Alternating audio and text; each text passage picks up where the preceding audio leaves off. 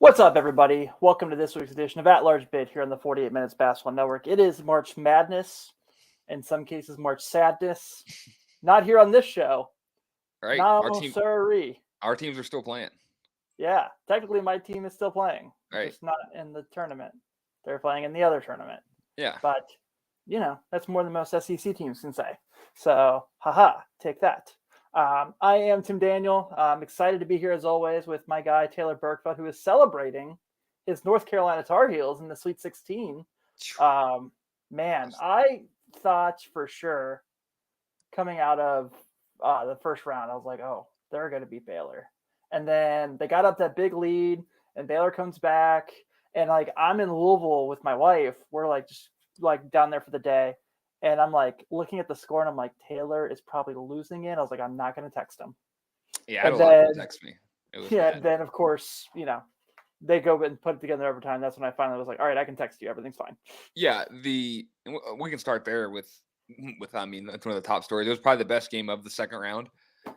First game on Saturday, probably the best game overall. But TCU Arizona was pretty good too. But anyway. Yeah, they're cruising up 25 in the second half. Brady Manick gets ejected on a flagrant 2. It's in the rule, right? That is the rule. If anything above the head, he's ejection. But that's a tough call to make in the moment. It wasn't like it was malicious, especially with how rough Jeremy Sohan and Baylor were playing. Sohan got a technical earlier in the game, a flagrant one, or a technical, sorry, for wrapping up Armando Bacot and taking him down on a body slam. So it's kind of know the moment. But yeah, when he went out up 25, kind of I was sitting there, I was like, oh man, there's 11 minutes left. And it was just like a car wreck. I could not look away. It was 25, and then it was 20, and then it was 17. Then Caleb Love fouls out, and I'm like, oh my God, they're going to tie this game.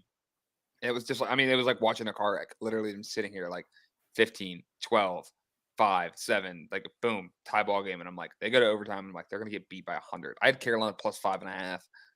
And I was like, I'm going to lose this bet. I'm going to lose this bet. And they were up 25 points in the second half. But lucky enough, Carolina hit a 3. Dontrez Styles, big freshman minutes from him off the bench, hit a 3 to start overtime. Really, after that 3 went in, it was a whole new ball game because Baylor came down and missed a jump shot. North Carolina got the rebound. Armando Bacot got a layup. We were up 5, and it kind of cooled down after that. But just a bizarre win. My takeaways. A lot of people I'm seeing a lot of watching recap videos or watching previews for the Sweet 16, a lot of people are knocking how Baylor came back and how bad Carolina looked. But Caleb Love fouled out and Brady Manick got ejected. It wasn't like they crippled this. When they're playing, they beat Marquette by 30 and they were up 25 on the number 1 seed. Carolina is rolling right now. Really like where this team's at. Perfect. I'm excited for the matchup Friday night against UCLA. But yeah, it was a huge win. Hubert Davis, man, I'm eating some crow. I'm happy, happily eating crow, and that's fine. I had I had my worries about him and my frustration, and it seems like it took a little bit longer than I would have liked, but the team really had bought in and kind of playing up to their potential, which they have a loaded roster, so this isn't really a surprise that they're this good. It's just frustrating to watch all year and then finally see it click. But if there's a time for it to click, it's right now, and I'm happy. So. Yeah, I agree. I think they've been awesome. I was pretty high on them for a while there, and I think. Basically since the second half of the ACC season, they've been awesome. Obviously beating Duke there in Coach K's last home game. We talked about that for weeks. We can talk about it for weeks longer if you want. I'm cool with that. Yeah, whenever you want to. Yeah. And so, and then of course, we got to talk a little bit about Kentucky, and we're not, obviously just unbelievable. And instead of just focusing on the game of what happened, I'm going to ask this question, kind of get your thoughts on it. And I'm really I've thought about this a lot because, both of our families are big Kentucky fans as much as we are not. Has the Calipari magic gone away in Lexington? Is it gone now? Because he hasn't made a Final Four since 2015. 7 years. Yeah. Obviously last year was just a terrible year. I think you can kind of throw that out the door. But this year they're a 2 seed. We talked at one point that we thought they could be the team that won it all. And they lose to a 15 seed that really didn't do anything astonishing. They played a zone defense and they had no idea what to do. And so I kind of wonder, at some point, we talked about this, at some point it's got to come down to he can't coach. and people will fight that. But like now, like you see a lot of people like, no, he can't coach, and I think this is like a continued trend with him. That in the last 5 minutes of tournament games, he seems to just fall apart and not be able to put a game plan together. Right. I mean, I don't know what the issue is or answer is. Maybe it's hiring a better staff, not of just recruiters. Maybe a guy like I know NFL term, but like offensive coordinator, a guy that can like develop your offense. Because Calipari, the recruiter, Calipari, the relationship builder, Calipari, the father figure for these kids is like unmatched, right? Like he is their guy, and that's no question. As look at the classes he brings in and out. But yeah, I mean, it's time to have some conversations. Like I don't know if that means they'd be stupid to fire him or have him run him off. But conversations as in like, hey, like we got to figure some shit out. Like this year, I mean, and what's weird is like, so last year was a very bad year, right? Brandon Boston, Isaiah Jackson, who was his point guard? I mean, they had Terrence Clark, he got hurt. Lance Ware, Davion Mintz. Yeah, just a weird team, right? Didn't work out. The one and done. So this year, what's he do? He goes after Oscar Tshiebwe. National Player of the Year, Oscar Tshiebwe, a junior from West Virginia. He goes after graduate transfer Kellen Grady. He goes after sophomore Severe Wheeler. Like he goes and gets these guys that like he goes and gets CJ Frederick who didn't play. Like he gets guys that are Power 5 players that are going to be in the system and veteran college players. And like he fails with those guys, right? Like and I'll say I'm biased towards Kentucky. You're not. A failure is what that was. Like, right? He lost as a 2 seed to a 15 seed in a year where they were supposed to be in the Final Four. Every media member had him in the Final Four. I had him in the Final Four in one of my brackets. I was really high on the team. I thought their depth and their shooting ability was really good. But I mean, their starting lineup's Ty freshman, Severe Wheeler sophomore, Keon Brooks a junior who you can't have a game out of like that. National Player of the Year, Oscar Tshiebwe, and Kellen Grady, a senior. I mean, the moment shouldn't be too big for these kids, and it was. I mean, all the UK fans who laugh at Duke for the Mercer and the Lehigh games, like you have your moment now. You have your like St. Peter's is going to be a recurring joke that you can't really you can't shy away from. I mean, I don't know what the next step is. A lot of their beat writers are kind of not turning on him, but they're saying like some questions need to be had and like some hard conversations need to look in the mirror. Looks like they're going to be losing Shaden Sharp to the draft, which we kind of foregone. That's a foregone conclusion for me. If you have an automatic draft lottery pick, like I don't know why you come back and even risk that, right? Like it's not really worth it. But overall with Cal, I mean, it's an embarrassing loss. They shot like 54% from the field, 56% from three, and like 86 from the free throw line. UK had 26 more free throws than St. Peter's, like 26, dude. And like last thing, we'll kind of touch on Cal after this, but for the last thing about the game is like for every, Roy Williams was known for not calling timeouts. Calipari did not call a timeout on that last play, right? Once the game was tied right before overtime. And, UK fans want to call a timeout there instead of a play. But think about how many good moments they have where Malik Monk hits a three against North Carolina in the Vegas game in that season, game-winning three. There's plenty of moments where they've hit game-winning shots and, you don't call a timeout and you just kind of let the guys free flow it. I don't think it's a terrible idea. It's somewhere in the middle. You can't be mad that it didn't work out and then happy when it does. You have to kind of just plant your feet on one side and that just be your take. And I think Cal has done that. But I don't know what to do moving forward. They'd be a fool to let him go or let him go to the NBA unless you're going to replace him with a Jay Wright or Mark Few. But those guys haven't had – I mean, Wright is not leaving. But I don't know what the answer is. It's embarrassing, and I think this will be like a stain on, UK was trending upwards for the first time in a few years, and this is another, one step forward, about 7 steps back after that loss on Friday or Thursday. Couldn't believe it. Couldn't believe it, man. Like, so I'm at the gym, and my dad texts me and goes, "Upset alert," and I'm like, "Oh, okay, whatever." And then like I look over, like I'm walking by, and like the treadmills have like the game on. It's like they're tied at halftime, and I'm like, "Oh, okay." I was like, "Well, they'll probably figure it out. They'll put something together in the second half." And then like I get home and I see like they're going back and forth and it goes to overtime. I'm like, "Oh, okay." They'll put something together in overtime. And I was like, oh my God, they don't know how to play against the zone. They have no idea. Exactly what you said. We were out for St. Patty's Day and just a similar thing, right? Like it was tied at halftime and joking around with my buddies, like that would be hilarious, right? Like, and then the second half starts and like you get to the under 16 media timeout, you get to the under 12, and like in any upset in sports, and especially college basketball, the longer you let the team hang around, the more confidence and the tighter that you get as a team, right? And that, I mean, it's exactly what happened. The momentum shift towards St. Peter's. The arena full of Tennessee fans starts rooting for like St. Peter's. Like it just got really crazy. Yeah, just biggest upset in a while. I know Ohio State was a 2 seed last year to Oral Roberts, but different. I mean, this is the most embarrassing loss in Kentucky postseason history. Yeah.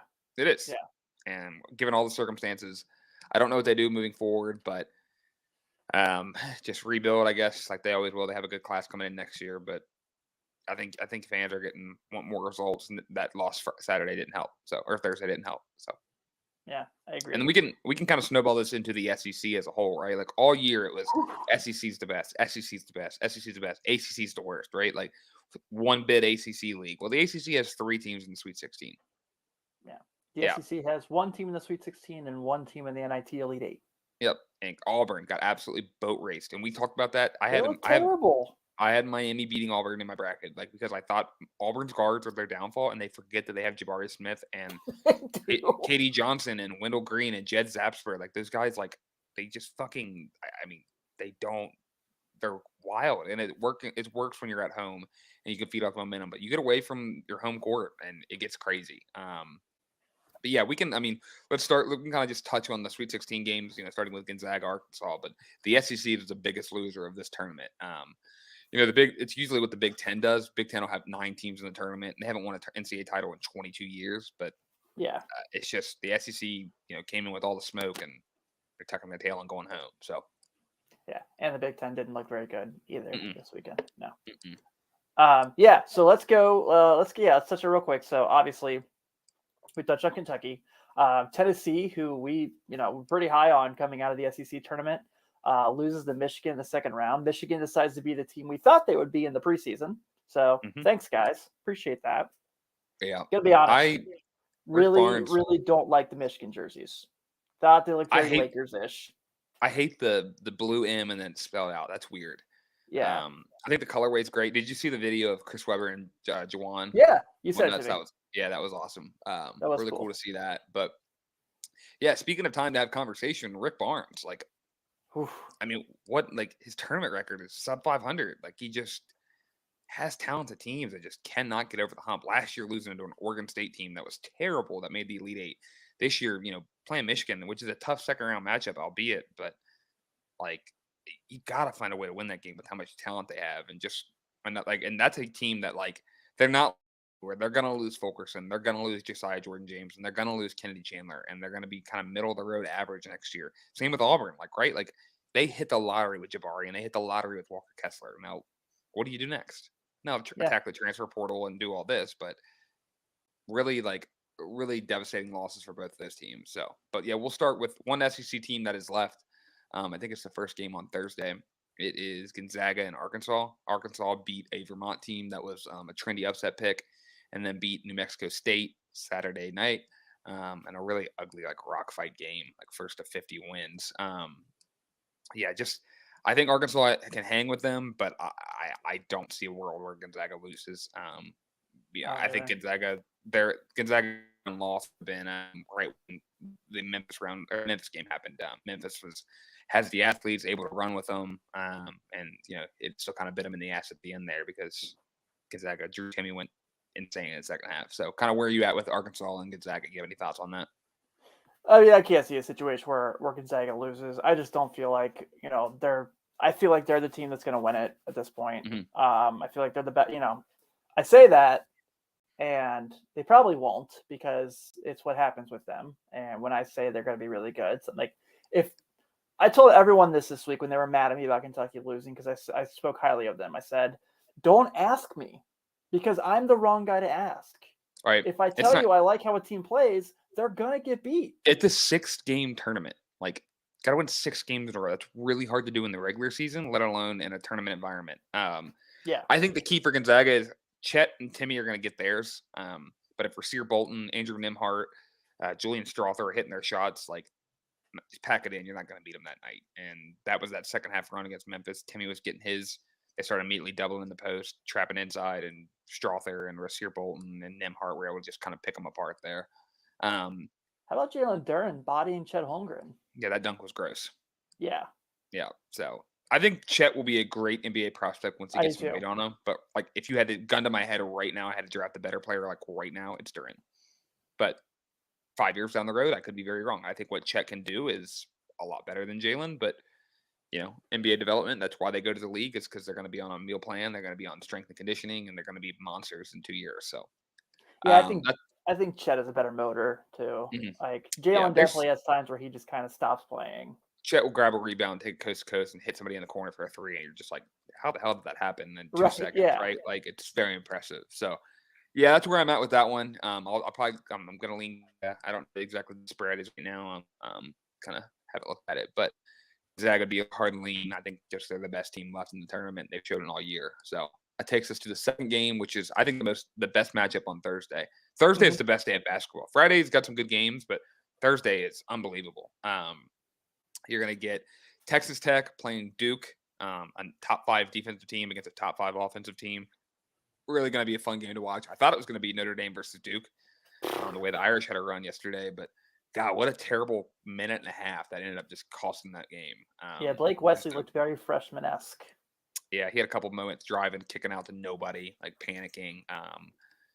But it was fun. That was a good game to watch. I lean Texas Tech here. I really do. I think do their too. defense, but would not be surprised with Duke. Paolo looked phenomenal. Jeremy Roach is the key for that team.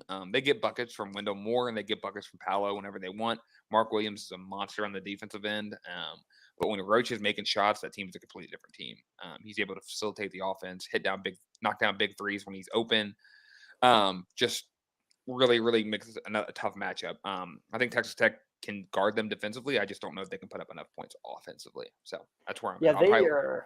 they're a terrible shooting team. They're really bad at shooting the ball. And you got to be able to make shots against Duke because you're Yeah. not gonna limit them like crazy. You might be able to slow them down, but you're gonna have to counterbalance. You're gonna have to react to what they're giving here. So, yeah, I think it sets up for a Duke and Gonzaga rematch in the Elite Eight, and I'm all here for it. So I think that'll be very fun. it will be very fun. I mean, we can just make our pick here for who comes out of the region. I'd go Gonzaga, then Texas Tech. I think it'll be Gonzaga, Texas Tech in the Elite Eight, and with Gonzaga winning. That's my pick. Yeah. I'm going to take Duke. I really want to take Texas Tech. I know. But how Paolo played when they really needed him in stretches in that game against Michigan State was really impressive. I know it was close. And Michigan State folded like a cheap lawn chair. Yeah. They got hit with some adversity and they panicked, and Duke went on that like 8-0 run. But sorry, continue. I didn't want to cut you off there. No, you're great. It was totally accurate. So yeah, I just kind of think like with where Paolo's at, I really think he's going to be able to kind of do his thing in that game. You mentioned the guys already, AJ Griffin, Mark Williams. Like there's a reason Duke has 4 guys who are going to get drafted this year. And I really worry about that with Texas Tech, trying to keep up with that. So I would love for Texas Tech to win. Hopefully this Tim Daniel jinx I have works here. And Texas Tech does win. But yeah, I have a hard time picking against the Blue Devils in this game. But yeah, I think that they will lose to Gonzaga. I think Gonzaga definitely comes out of that region.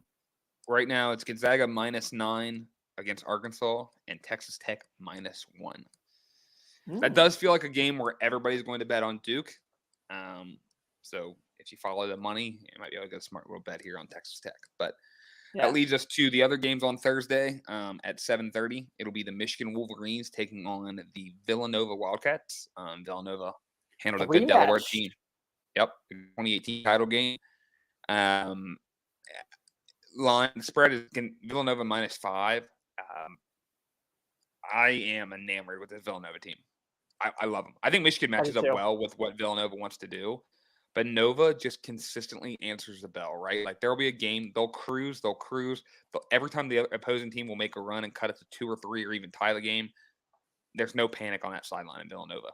Gillespie's a great point guard, great college point guard. Samuels is awesome. Justin Moore just makes big shot after big shot. Dixon's been playing out of his mind. Like, I just think this Villanova team is built for teams to make a run and come like tie the game, and they're cool, calm, and collected. And I think they can move on. I wouldn't be surprised. I think Caleb Houston and Hunter Dickinson can have really good matchups for Michigan. Frankie Collins has played really well in this tournament, which has been surprising given how much he struggled this year. But I think Villanova controls the pace, and I lean for teams that can do that. I think -5 is is a decent line. I wouldn't have it any higher than that. I think if you get up in the 6-7 range, you can talk me into taking Michigan. But if this gets bet down, I'd be looking heavy to get involved with Villanova. So Yeah, I'm taking Villanova as well. I just feel like Michigan's going to have Hunter Dickinson play his best game, and that still might not be enough. You talk about just how deep Villanova is, and you talk about just, Colin Gillespie and everything he's been able to do. We're talking about Jay Wright here. This kind of goes best down coach to that in the country. Yeah, best coach in the country. Absolutely. We're at the situation where, when you're picking a team in the tournament, you're either picking a veteran-led team or a very talented team. In this case, Villanova is the more talented team and the more veteran team. So and the best coach. And the best coach. And I love Juwan Howard. I think what he's done in this tournament's been great. That moment with Kennedy Chandler at the end of the game was awesome. That's good. It's awesome. I do have something funny to say there. It's very sportsmanship. Kennedy Chandler was almost going to Michigan, right? Juwan's a big figure in his life, all this and that. But I love the tweets were like, make sure you retweet this. Make sure you watch this just like you did the Wisconsin fight. It's like, I'm sorry. When a dude smacks the dude in the face, I know, but it's like, but it's funny to me when it's like, make sure you talk about this just as much as you did about punching in the face. Like, it's great sportsmanship, and it was awesome to see, and it was like a cool moment. But like, I'm sorry, I'm not gonna forget that Juwan Howard just snatched the dude's face, and it was amazing. Like, I could care less. I wasn't calling for his job. I wasn't calling for suspension. Like, I thought what he got was warranted. But don't tell me that one is not funnier than the other. Like, they can be. You don't have to compare them, but that's just kind of the way it goes. So. But yeah, I'm going to get Villanova coming out of the bottom of that region. And this leads to, listen, I have faded this team in the tournament, and we texted about it, Houston. But my God, have they been impressive. Like, impressive. Yeah. Jelly Walker and UAB came in there, a trendy upset, and Houston just dominated that game from the opening tip. And then they beat the shit out of a Illinois team that wasn't even ready for that game. Houston was if they had Sasser and they had the other, I've drawn a blank on the other kid that's hurt, but if they had him, they'd be a 1 seed, 2 seed that could be a title. Like, and they're still playing in for a title right now. So the line, I have the line in front of me. I don't know if you've have it up or anything, but I haven't looked at it yet. What do you think the opening line is for Arizona, Houston? Arizona 2.5. 2. That's crazy to me. You have it. It's crazy. Ben Mathurin, man, I love him so much. That dunk was disgusting last night. I don't know if you saw it. That was absolutely put him on a poster. But if you watched the TCU Arizona game last night, what TCU was able to do in the half court and what they were able to do defensively, making Arizona cough up turnovers, Houston had to be licking their chops there, because that is exactly what they do. I don't know where I'm at with off the lean here, but I would not be surprised if Houston ended up winning this game. You? I would not be surprised to the point that I think I'm going to take them. And I really, really like this Arizona team. I just talked about Ben Mathurin. I like Christian Coloco a lot. I've talked about how I would love if he dropped to the Bulls in the 20s in the first round of the NBA draft. Just a great, really good defensive guy who can kind of fill in for Vooch's defensive flaws. But just the way Houston's playing, and maybe this is partly because I've seen them in person, and I really like how they play. Obviously being without Marcus Sasser is really huge, and he's been gone for a while, and they figure out how to play without him. And that's the really thing. But Fabian White has been tremendous for months now. I know they've had some losses in that time frame, but his game really kind of translated really well in the college game. And I think that they're just Kelvin Sampson, veteran coach, veteran team. So yeah, I think I'm going to go Houston here. I don't feel the most confident in it, but I'm taking the upset. Yeah, I haven't made a decision yet. It'll probably be the feel of the moment right before the game tips, but would not be shocked either way. I love this Arizona team. We've been talking about them all year. I've been high on them, but yeah, Houston, if they can dictate the game and make it chaos, nobody thrives better than Houston. I think this is like I said, Thursday is a fantastic day of basketball. You're getting Arkansas, Gonzaga, Michigan, Villanova, Texas Tech, Duke, Houston, Arizona. That's so as much as you want to say upsets don't you wish for upsets, you wish for this. When you get to the Sweet 16, Elite 8, and there's some great games, there's nothing better than getting off work and propping your feet up and watching good basketball for 4 hours. So that leads us into Friday. I'm taking Villanova to come out of the South. Oh, correct. Yeah, I will take Villanova. I'll take the winner of Villanova, Michigan to come out of the South.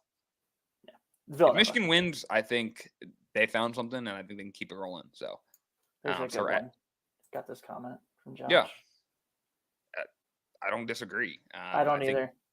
Houston has looked. I mean, if you re-rank the Sweet 16 teams, I think Houston and Arizona are 4-5, maybe. Like, Mm. with just how impressive these teams have been. So this leads us to Friday night in the East, the bottom left of the bracket. It'll be the St. Peter's Peacocks taking on the Purdue Boilermakers. Remember they beat Kentucky? Good times. But the opening line, Purdue minus 12.5. Is this game where it comes crashing down, or continuing around and make it close? I will say this. I absolutely love how St. Peter's plays defense. When they play zone, it's not a Band-Aid. When they play man, it is like just perfect. They play the perfect college basketball defense of what you want from a team. Right. But, look, those 2 wins are absolutely awesome. Beating a good Murray State team, which sounds like Matt McClain is on the LSU radar. He's accepted it already. Oh, did he? Yep. Okay, well, that's something we'll touch on our coaching carousel segment after this. Right.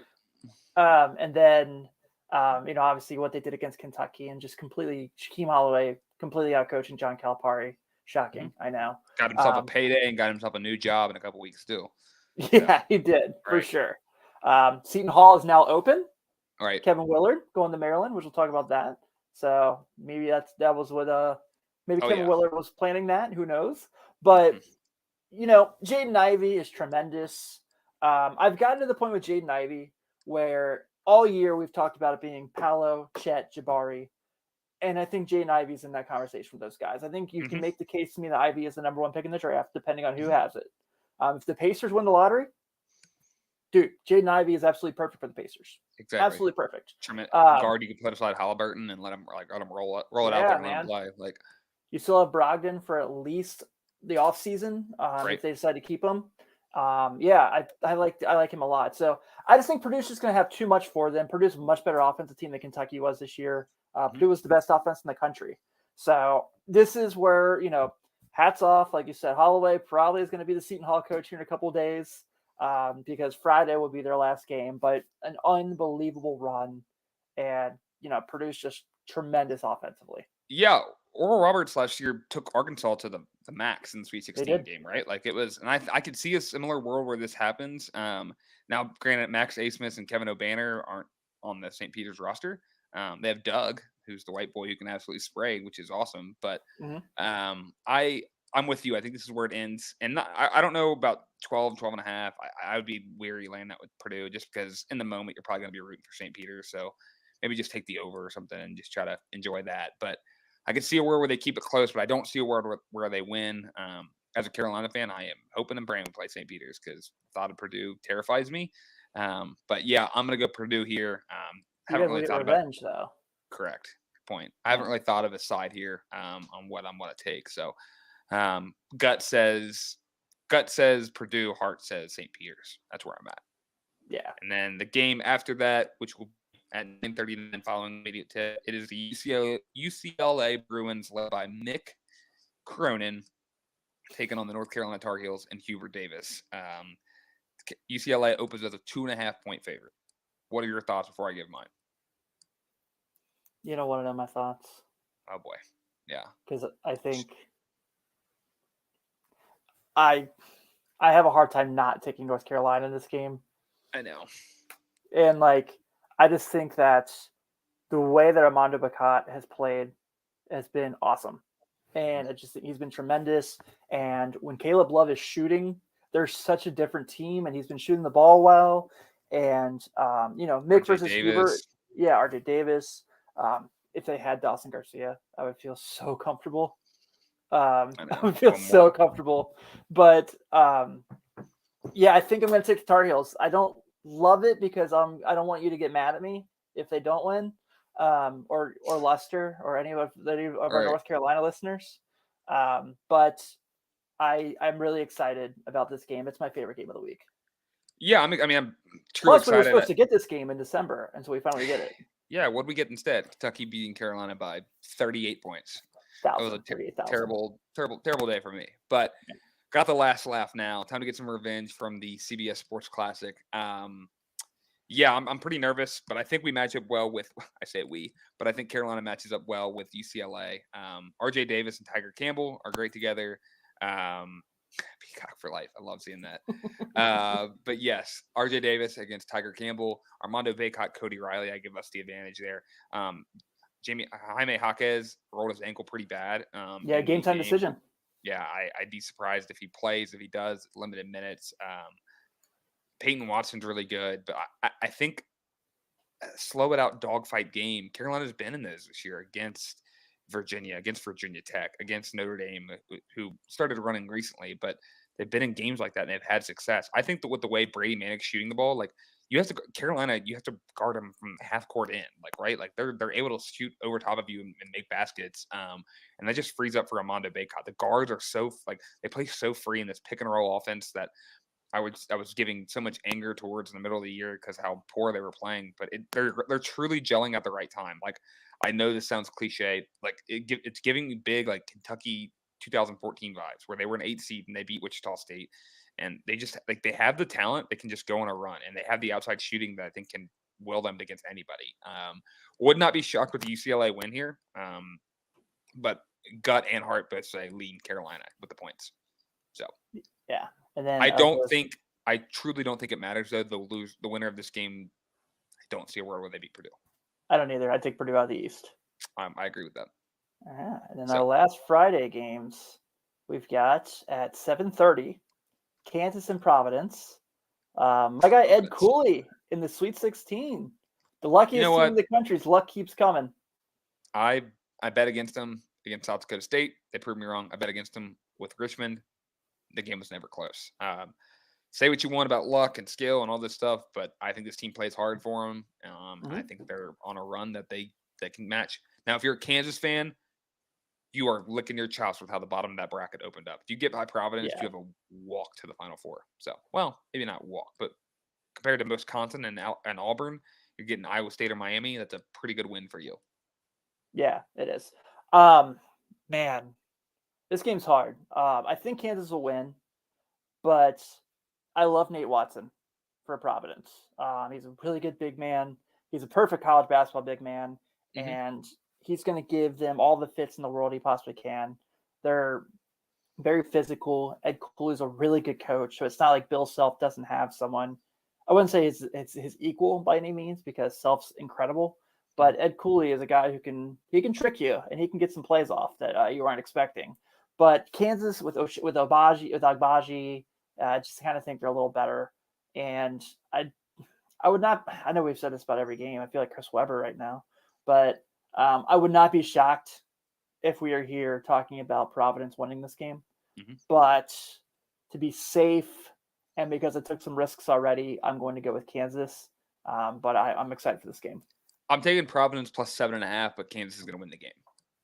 I think it's a close game where Providence is leading or playing well the whole game and Kansas squeaks by at the end. But similar to the Creighton game, Kansas kind of was in a dogfight there, but I see a world where Kansas wins. I think they come out of the region no matter who they play. That'll lead us to the last game. Iowa State, versus Miami. Miami opens up as a 1.5 point dog. This is my best bet of the entire Sweet 16. Miami's going to kill them. Yeah. Because the Iowa State-Wisconsin game was the worst basketball game I've watched in a long time. And Iowa State gave up open three after open three, and their guards aren't athletic enough to hang with Iowa State, with McGusty, Charlie Moore, Isaiah Wong. I think there's that trio of guards are phenomenal to watch, and I think they're going to have a field day against Iowa State. Yeah, this is the ultimate offense versus defensive game. Miami is 18th in the country in offensive efficiency, according to KenPom, and Iowa State is 5th in the country in defensive efficiency, according to KenPom. Yeah. I had the under in Wisconsin, Iowa State, and it was the easiest bet I ever made in my entire life. Like just watching, I never once was even concerned. Yeah, there was no sweating. It was just okay. Yeah, this is gonna happen. Great. I'm gonna take Miami too. I just think their athleticism is gonna take over. Great year for Iowa State. For who we thought they'd be. 2 wins last year. Yeah. I mean, one in Brooklyn in the Big Ten. I mean, the preseason NIT. So kudos, man. But yeah, I'm taking that. And then I'm taking Kansas to come out of that region. Yep. So I think our Final Four is the same. I think we have Gonzaga, Purdue, Villanova, Kansas. Yep. I think we're going to see a Gonzaga Kansas national championship game. Yeah. With the Kansas Jayhawks winning. So wait, hold on. Gonzaga and Purdue on one end. No, Kansas is not beating Villanova. Okay. All right. Well, no. We'll see. No. We'll see. No. Hopefully we can have that conversation Sunday once the Elite Eight games are final. Yeah. I mean, we just happened to have the Final Four during WrestleMania weekend. That's cool. Thanks, guys. Yeah. What Appreciate a weird scheduling conflict. Yeah. Baseball's later that week for opening day. And yeah. What so bizarre. Next week, the week after the NBA playoffs. We'll be in Indy for the EYBL. Yeah. And then April's a busy month. Yeah. Yeah. Fun little end of the month. But yeah, that's where I'm at with the NCAA tournament. Last night was, I think the Sunday of the NCAA tournament weekend is always the worst. That night when you're laying in bed, just like, I had 4 days of basketball where like now I have to get back to my responsibilities and, hang out with your wife or do chores around the house. There's moments where you're like, oh man, I gotta do some things now. But yeah, I can't wait for Thursday, Friday. It's going to be a lot of fun. And obviously Saturday, Sunday, setting up for some great Elite Eight matchups if we get there. So now to touch on some other news, which would be the coaching changes. Take it away, man. Our emergency podcast that we had earlier this week came to fruition pretty quickly. It did. Yeah, man, it's pretty cool. Obviously, so I was coming back from Louisville on Saturday when you sent me the thing that from Jeff Goodman saying that Sean Miller had accepted the job. And my wife was like, why are you so excited? And I was like, I'm trying my hardest to drive right now, but this is wonderful news. Mm-hmm. And so not only the fact that they got him, being Sean Miller, but they got him at a very rational price. And I don't know if that's just because I think it's a little of what happened. Yeah. And so I think it should have plays a part. And look, there are some Xavier fans that are not happy about this. There are some that are very upset, and I understand. But this is Sean Miller, who, if you look at all these positions that are open, he was really close to taking the South Carolina job, according to a lot of reports. Maryland's open. So, all these major P5 positions are open, and Xavier got the best available coach. Mm-hmm. That's pretty awesome. Right. I know Kevin Willard's a great coach, and he's going to Maryland, and we'll touch on that probably for a few minutes. But this is going to be a big game changer for them. I don't know how the roster is going to look because we've heard a lot of different stuff going on. Whether this guy or that guy's going to leave and transfer out, which that's going to happen. Tyrell Ward did decommit, obviously, but he did say Xavier's still on his list, so give Sean an opportunity to kind of try to keep him. And yeah, that's huge. Seems like Desmond Claude's pretty excited. His mom was was all over Twitter, liking tweets about it. So that's good news. And it's going to be, it's a breath of fresh air. Being at an NIT game yesterday when they were playing Florida, just the excitement in Cintas to feel that again, which I haven't felt in a couple years, was awesome. Yeah, I mean, I think it was a home run hire. We talked about it in our emergency press conference or emergency podcast. It revitalizes the program. A guy that's won there, a guy that's won everywhere he's been, immediately comes in as the second best coach in the Big East. Can recruit his ass off with NIL. He's going to be able to do it clean now. But the opportunities that Xavier are going to have here, they're in the Big East now, which, he was in the Atlantic 10 when he was there. Recruiting's going to be a lot easier. Yeah, as you said, the current day roster, some will go, some will stay. He's probably going to have to re-recruit half the roster, but the transfer portal will be open and he can pick and choose some. I think this is where he can kind of get some veteran guards that want to come play at some mid-major guards that want to come play at Xavier, and then he can re-recruit those positions in the following year, right? Like take a 1-year flyer, like a gap spot. But love it for Xavier, love it for you and my friends that are Xavier fans. Makes the rivalry with Cincinnati it went from John Brandon versus Travis Steele, Wes Miller versus Sean Miller. That's a lot better, and I think everybody sees that. So excited. Yeah. It'll elevate both programs, and I think immediate success for Xavier is on the horizon. Yeah, I think it's going to be a lot of fun. Obviously the big thing is everyone's hoping is please God keep Colby Jones. Mm-hmm. Like if everyone goes and Colby stays, I think everyone's happy. Jack Nudgy too. I think But this is a guy who we talk about like people want to point out like he didn't do so well at Arizona, and that's certainly not the case. I mean, he was in Sweet 16s. He recruited very well. He had two off the top of my head lottery picks I can think of that he recruited to Arizona, and I know what the joke's going to be as I say that. But also important to note, Xavier's athletic director, Greg Christopher, is actually on the NCAA infractions committee. So he must feel pretty comfortable. Yeah. There's still a possibility Sean could get suspended. But what if he gets suspended for 4 games? Is anyone going to be upset? I don't think so. Right. He will. I think he will. Yeah, it'll be fun, man. I'm excited. Let's kind of go around a little bit. So I just saw Florida yesterday, and they're going to have Todd Golden coming in.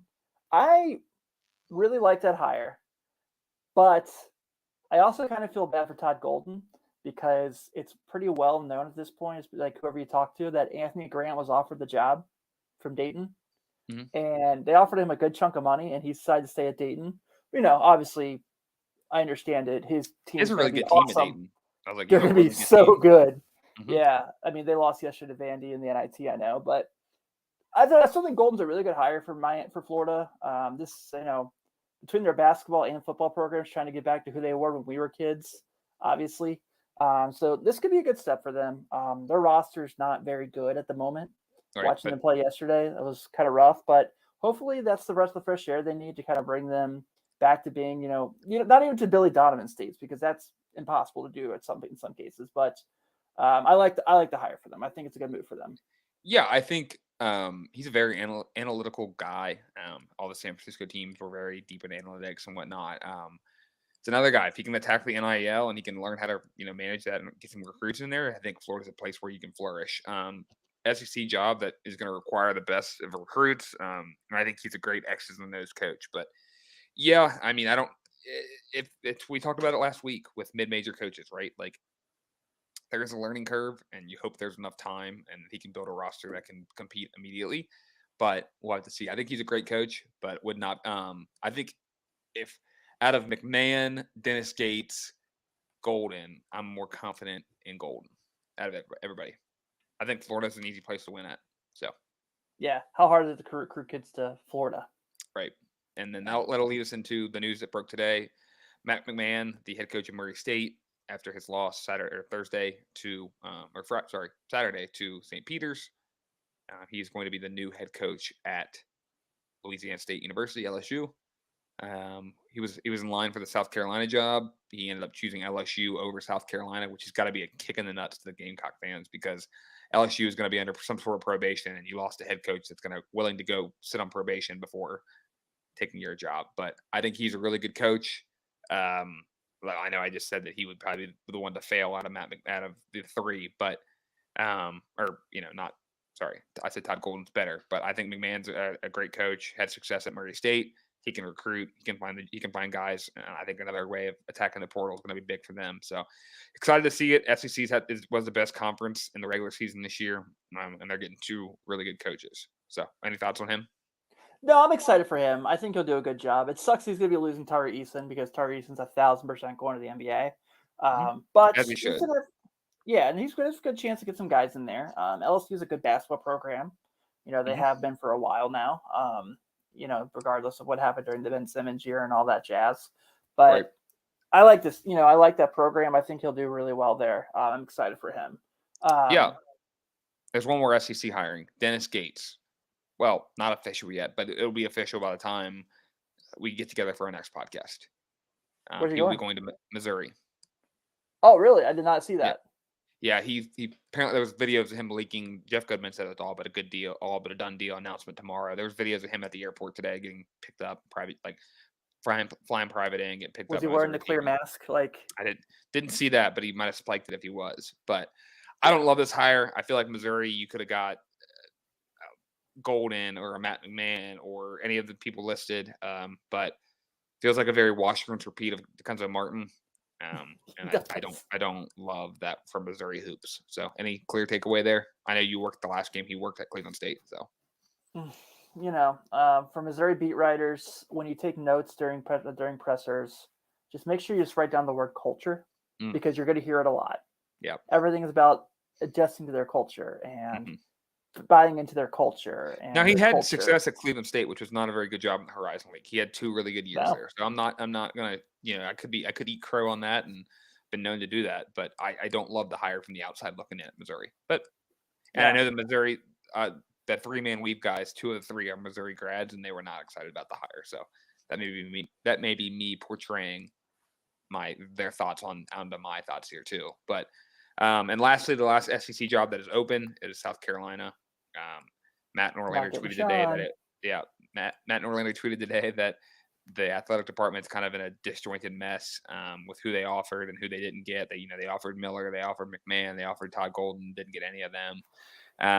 Looks like they're going to get Lamont Paris from Chattanooga, which would be a nice step up. If you're into reading teams' message boards, go to South Carolina, read their reaction to the hiring. They're not happy. So, if anything, I think he's a decent coach, but we'll have to let that one ride. I think South Carolina is a tough place to win. They don't really have an identity in basketball or football, so it's really hard for them to. Well, now they do with Beamer, but it's really hard for them to win in basketball. So, Don Staley, she wins a lot there. Good point. So. Yeah, someone's got to. Yeah, I'm kind of meh on that as well. But I'm not excited. I can't lie. I mean, maybe Matt McMahon to LSU, and Todd Golden, Florida. But other than that, the SEC hirings are kind of meh. But yeah, I will say Jerry Stackhouse, I thought he was going to be on the hot seat for a while. What he did this year, I know he's probably going to lose Scottie Pippen Jr., but what he did, he's building something there, and it's good to see because he had a couple that rough year. That first year was rough with him getting into it with the media and whatnot. But I like to see a guy have success there, especially being a Tar Heel. So that leads us to the Big Ten hiring their head coach. Pretty much foregone conclusion. We called it a couple weeks ago, and boy, did his team play like it in the first round of the NCAA tournament. Yes, they did. Kevin Willard, the former head coach at Seton Hall, will now be the head coach at Maryland. Kind of want to get your thoughts on it. A guy that achieved at a place like Seton Hall, but didn't do anything too crazy. Is he overrated, properly rated, or underrated head coach? I think he's properly rated. I like Kevin Willard a lot. I thought that Seton Hall team had stretches this year where they were awesome. I know they played pretty rough in the NCAA tournament, and they probably, like you said, you joked about maybe they did know the writing was on the wall. But Seton Hall's always competitive. I mean, he's coached a top 10 team before. They've had some really good runs. They were 21-11 this year. They're a really good defensive team year in and year out. And he had Miles Powell for a big stretch of his success at Seton Hall. He's going to get 3 Miles Powells now, coaching at a place like that really cares about. Right. He has the budget he's going to have there. I will say he will 1,000% miss the atmosphere he had at home. Yeah. Maryland basketball fans are awesome, but those Seton Hall fans were incredible, and they traveled for games and stuff like that. So it might be more of a lateral move for him with what Maryland has been the past few years. But budget wise, institution wise, being the king of Under Armour, had to take the job. I'm with you. I think it's a good move for him. I think he can get them back to relevancy, which is kind of all they want, really. Which is a great basketball job, great recruiting job. He's got to build a staff around him that can recruit the DMV. If he does that, I think he'll thrive there. That sets up for who will take his place at Seton Hall, and I think it's already done. Shaheen Holloway from St. Peter's. We said that earlier in the show. Yeah, I think he's the next head coach at Seton Hall. Has to be. Played there, went to the last Sweet 16 with Seton Hall. I think it's a no-brainer.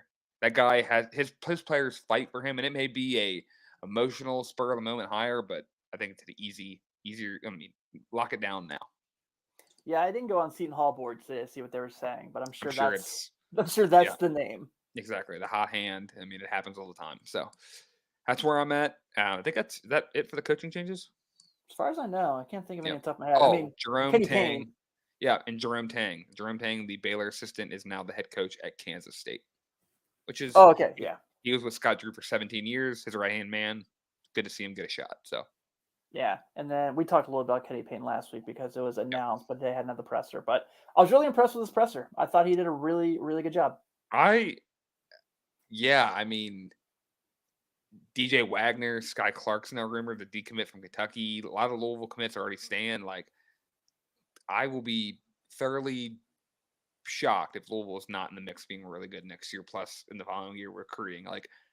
I think there's a world where Calipari might get out. If the Knicks job comes open, why wouldn't he? Yeah, I mean, what more can you prove in NCAA ball? Yeah, I don't know. That's where I'm at. But I think Kenny Payne will be phenomenal. Similar to Michigan, similar to Juwan Howard, if he can surround himself with a good coaching staff of veterans. The only difference is he was on Kentucky staff forever, and he was the right-hand man, so he does have that bench experience. So it'd be nice to see. Some would say that he even coached a team.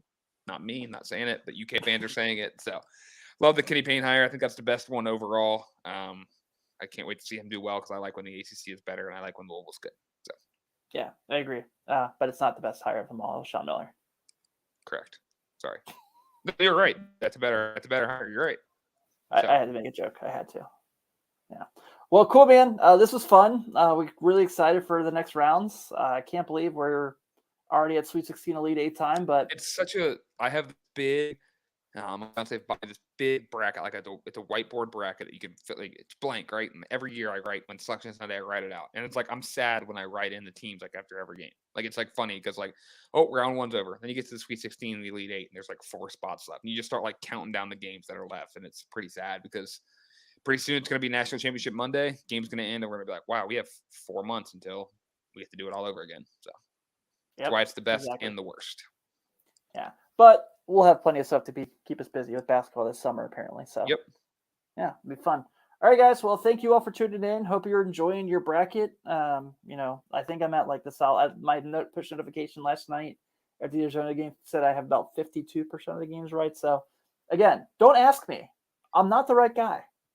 But with that being said, have a good one, everyone. I'll talk to you all next week. Peace.